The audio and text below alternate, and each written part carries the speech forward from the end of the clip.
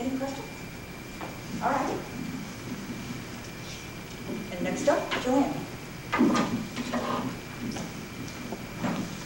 Yeah, now we're talking about really kind of in-house versus, I almost said outhouse, sort of approach. Yeah, it's sort of sometimes an outhouse sort of approach. And I can kind of speak mostly from how Wendy's handles this, because even, you know, we sell a lot of burgers, but we're still kind of a small company. We're not facing a lot of regulations that impact how much data we need to keep, how much data we need to produce for discovery, and so on. And knock on wood, we haven't had a lot of cases like, you know, the finger, the chili stuff, and or you know, coffee spilling down someone's lap and getting sued. We've been very, very fortunate and lucky. So over the past few years, we've taken a strong effort to train our personnel inside, and I hope my paralegals are in the back room agreeing with this, that we've worked really hard to get our counsel, our inside counsel, and our paralegals up to speed on what electronic discovery is all about. And the fact that you can't just go to a file cabinet now and pick out all the paper files. You've got to do search of data, and it may not just be email, maybe other stuff too. And now they don't know how to get that. So in terms of relying on, you know, your in-house expertise, it doesn't have to mean you have to have a whole range of folks at hand to do this for you. It at least means that you need to start developing your processes and getting your inside counsel to buy into the fact that you want to be able to save costs, but produce the relevant data, avoid spoliation, and reduce your risk as much as possible. At Wendy's, we have just basically a person like me within the legal department. Well, I think I said in my little bio that I wanted to be a forest ranger when I grew up, but I really like corporate law, and I like understanding how it's supposed to work. And I know how IT, how the technology function is supposed to work. So having that kind of person is really, really beneficial. And then I can translate the technology, the technical words for our paralegals and our counsel.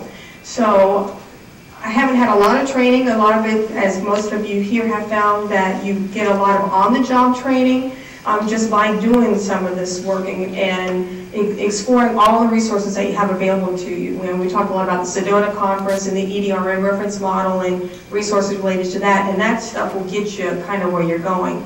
And because then I have the access to the IT people, I can explain to them why I want them to collect a certain way or to search a certain way. Our IT people will probably, oh yeah, we can do this, you know, we'll get this little tool and start searching. Well, I have to explain to them, I might ask you to search for keywords one time, but it might be 10 times before we get the set of data that we really need. Can you commit to me to provide that resource?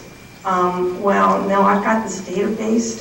So it's a real big balancing act in terms of bringing this in-house. I can tell you that in terms of what we do in searching, we purchased a very small piece of, well, I shouldn't say small, it's an inexpensive piece of software that allows us to do keyword searching on our emails as well as our network shares. It was really very inexpensive, and because we're a Lotus Notes shop, we were kind of limited to the types of software that we had available to us to be able to search. So we purchased the software. Our IT people mostly run it because you have to have certain permissions that they won't let me have. But then I kind of tell them what they need to go look for. And then over the past year or so, they kind of realized, oh, well, we don't have enough people to do all this. We're going to train you how to do it, Joanne. I said, well, that's kind of what I wanted all along. No, I'm just kidding. We work very closely together to get this set of files. We don't really use a lot of subcontractors because we're too good at what we do anyway. We just don't use a lot of subcontractors, and mostly with our previous general counsel, he was always very wary about bringing outside people in to look at potentially privileged information.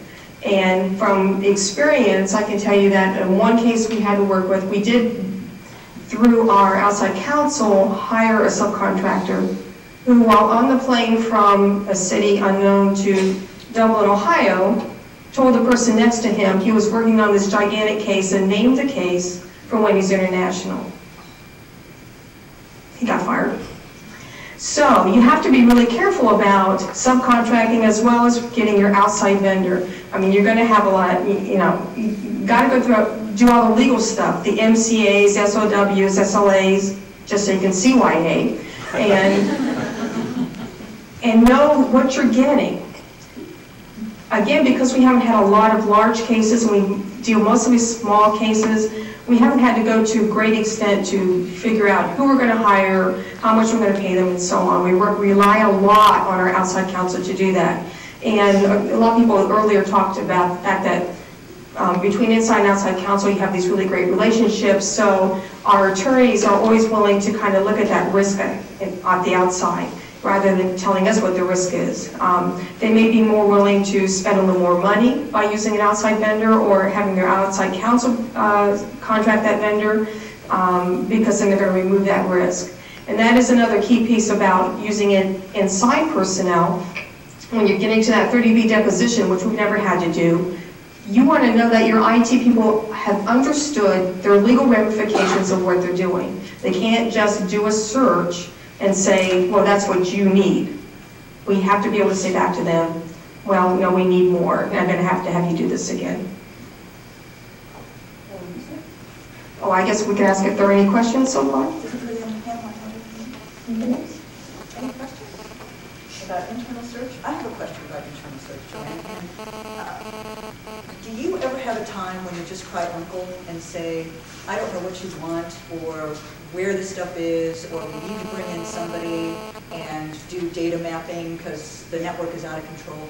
And I don't mean to say that your network is out of control, but I mean, my network is out of control. No, first in terms of data mapping, it's a nice idea. In the corporate world, you have, I almost say crap, but I'll say it anyway, crap everywhere. And it's very hard to identify sometimes how to get that data out of particular file stores or databases and so on. To try to run a data map means you have to work on that thing all the time. You get an initial set of data, you know, oh, I know where everything is on this file share, I know where everything is in this database, but it's going to change next week. And in my company situation, it's going to change tomorrow. That's not an announcement.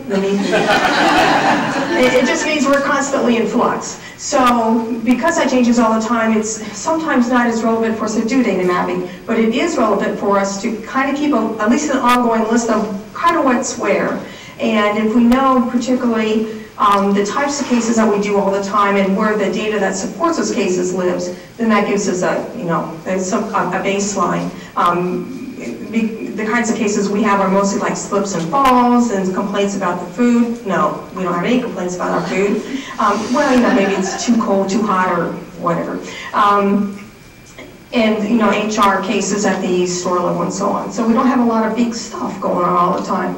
So the data we can get to is pretty easy to get to. And your other part was, okay, good. Joanne, how do you handle non-searchable files? So if you're planning on a search being your basis for collection, what about all the files that are not searchable? We don't have any non-searchable. Well, anybody's going to have a lot of non-searchable files. So mostly it has depended on the case, because we've only needed to get generally email, and our search tool will search for an embedded object within the email. It may not give you what it is without going into the email itself. And it will do attachments and so on. And we do that for documents as well. But if you know, things that are not really searchable, like WAV file, sound files or other types of files like that, we may just be able to isolate them and say where they are. So that's typically what we've done. We don't generally collect them, and we never really had to on a given case.